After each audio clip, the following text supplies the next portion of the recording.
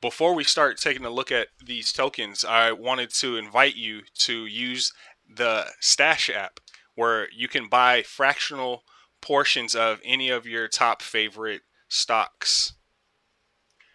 You get $20, I get $20, and then you can take your referral code and earn up to $1,000 total. That would be about 50 referrals that you are able to accumulate. I am loading up on Tesla stocks for the rest of my life personally, but you can get into any stock that you want: Nvidia, Amazon, Microsoft, you name it, whichever one that you love. Check out the link below. Join the team in a way where you don't have to give up any money. You get 20, I get 20. Check out the link below. We're going to start off by taking a look at Bitcoin. We're going to try to keep this type of video today very simple. The majority of what we're going to talk about is the 1 day, 200 day, 200 weekly EMA, which happens to be this purple line here. You're going to see this purple line very often. Maybe I'll change the color like teal or something so it's easier to see on a black screen. But currently on the 1 day chart, we're looking at that current price for Bitcoin is sitting at $59,768.47, depending on the chart that you're looking at. I'm looking at the overall combined cryptocurrency chart, which is what I use for almost every one of these tokens that I take a look at, that we analyze. Okay, so the first thing that we're going to notice is that the price is near 60K. A lot of people have 60K on their bingo cards for where we are going to drop to. So we're going to keep that level in mind. Another indicator we're going to keep our eye on, there's three that we're specifically going to look at today. Disregard all these other bullish and bearish order block indicators. We're going to look at the two lines with the dotted lines around it. The white one, obviously, I talked about it in the last video. Take a look at the last video. I'll put it up in the description above, in the video above in the right corner. But we talked about where the price can go, and we were currently sitting at the current price at the time was, I believe, 57K, and now we have touched 61,000 or 66,600 just about, which is a level that I gave in the video and in the members group. You have to join members to get these exact targets. Yeah, I'll give them out once a week or once every few weeks or so, like in videos like this. But if you want to stay up to date, you want day trading, scalping, and long-term targets, you have to join members group. Memberships in the description below. So we're going to talk about this bearish order blocking on the daily. This is what we were looking at hitting in the group, and it's pretty obvious where this is where it becomes obvious when you put on this indicator. You have to go into indicators up here. Do I have it saved? Order block finder experimental, that's the one you want to find. It shows where the most either bullish or bearish volume is, and at these levels you're going to see shorters starting to come in to push the price back down. And the thicker and wider the levels are, the more volume is there, and the wider the area that it's taking. Obviously with the dotted lines, bottom of the dotted line was 66,100. Top dotted line where weaker volume is 66,900. Just about 67,000. A lot of good traders, our group included, had these levels marked out, which is why we're starting to get slight rejection here. And at the same time, the third indicator we're looking at, keep it simple today, is we're looking at the Fibonacci levels. If we expand it out from the lowest low in this structure, this 180, 190 day structure at 49,000, around 49,000 or so, I could move that down a little bit to be more precise. All right, let's see if I can get it. Okay, 49,000 or so, a little bit under 49,000, all the way up to the all-time high of 73,800-ish on this chart. Then we're saying, oh wow, we hit past the golden pocket. We happen to have some resistance levels, bearish order block levels, but bearish selling shorters coming in around 66K.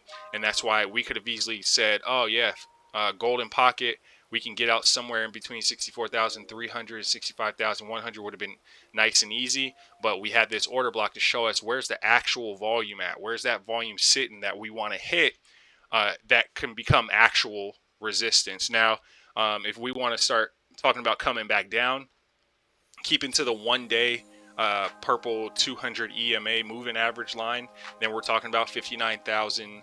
What was that again? 59,900, 700, 59,700 or so that we're looking for an immediate level. Now, if we want to take this at its word and say, oh, this is the top, we take the one. Let's make an adjustment. Let's make a slight adjustment. Again, these numbers aren't going to be exact, so keep that in mind.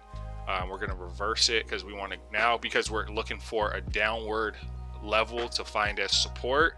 We flip it from zero level to 1 on the way down. There's another thing I wanted to take out, the 1.382 as well, so we're not confusing ourselves. Okay, now we have the 1 day 200 EMA level sitting at a 38.2% drop, which would be very bullish bounce. Or at the same time, we can break below that and come all the way down to the bottom of this bullish order block level, which could serve as support. We ideally, this solid line is where we want to go, where we want to hit. So that's sitting at 58,350, and even more bullishly, we would want to see a bounce at 59,150 or so. So we can use those as levels of confluence, and we just take a nice little box and we say we want to bounce in this area. Worst case, again, sticking with Fibonacci's, as you know, this is how I analyze where bounce areas are.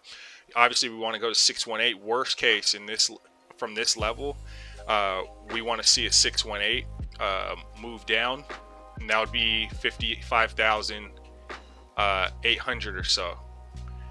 Or somewhere in this golden pocket, no lower than 55,200. Absolute worst case, we want to see a 786 move down to 52,800 or so. And then we also mark out that area as well as possible area where we could possibly go. Then we take the indicators that we use and we want to start seeing, so say we start dipping lower, we start actually curling over because the 1 day has been going flat, and it doesn't matter if we have a higher low in the VWAP, the yellow VWAP doesn't break lower, or sorry, VWAP will break lower no matter what, but say blue wave doesn't break lower and we get a bullish bounce, and we want to see something like this, and say we get a bearish divergence there and a bounce somewhere in this zone and another attempt back up, and even if we come up to 69,000 or so to the actual trend line, then we see a breakdown, a continuation breakdown, and then we scoop all the way down again.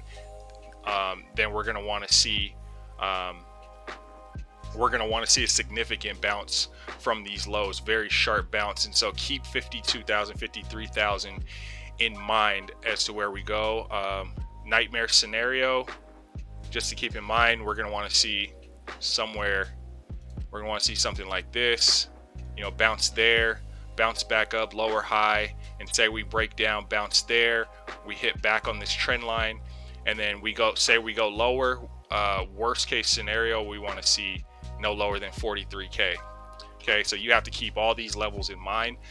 Bullishly, we want to see a bounce from this zone, 59, 60K, back up to 70K, 70K, on back down. We are expecting a push down. We don't know where yet. We have to keep our eye on the price, eye on indicators, eye on world events. You know, war in Israel could be a risk-off event, or it could be a risk-on event. U.S. dollar could crash, or could take a further hit.